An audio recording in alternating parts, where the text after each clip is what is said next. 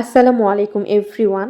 আজ আমার এক্সাম আছে, ইন কোর্স এক্সাম। গত ২-৩ দিন আগে থেকেই জানতাম যে আজকে এক্সাম হবে, বাট টাইম বলেছিল না। এজন্য আমি ভেবেছিলাম হয়তোবা ১১টার সময় এক্সাম হলে আমি ১০টার গাড়িতে যেতে পারবো, ১২টার মধ্যে এক্সাম শেষ, আমি ১টার আগেই বাসায় চলে আসতে পারবো। লাইন বাসে আসবো। কিন্তু মানে পরীক্ষার টাইম দিল, টাইম হচ্ছে দুপুর ১টার সময়। সব প্ল্যান বৃথা। আমি কই ভাবলাম যে পড়াশোনাও ঠিকঠাকভাবে করতে পারবো, চ্যালেঞ্জগুলোও কমপ্লিট করতে পারবো, পরীক্ষাও খুব ভালোভাবে দিয়ে চলে আসবো। বাট কি আর করার, যখন পরীক্ষার টাইম দিয়েছে তখনও তো পরীক্ষা দিতে হবে। তো প্ল্যান চেঞ্জ করলাম এবং ভাবলাম যে তাহলে ১২টার সময় লাইন বাসে যাই।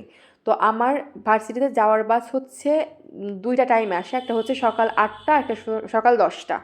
তো আমি যদি সকাল ১০টা আজকে যেতাম তাহলে আমার অনেকটা সময় নষ্ট হয়ে যেত। এজন্য আমি ভাবলাম ১২টার সময় যাব। তো তার আগে আমার ইম্পর্টেন্ট কাজগুলো সেরে নিতে হবে, বিশেষ করে পড়াশোনা। এজন্য সকালে ঘুম থেকে উঠে সকল প্রয়োজনীয় কাজ সেরে পড়তে বসলাম।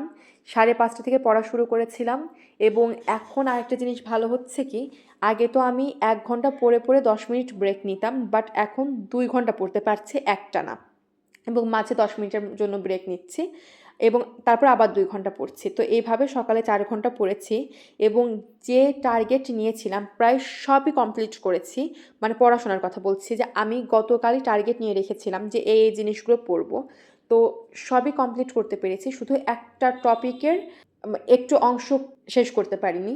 তো ওইটা যদি পারি, আমি নিজের উপর জোর দিব না, বাট যদি পারি রাতে কমপ্লিট করে ফেলবো ইনশাআল্লাহ। দেখা যাক কতটুকু পারি।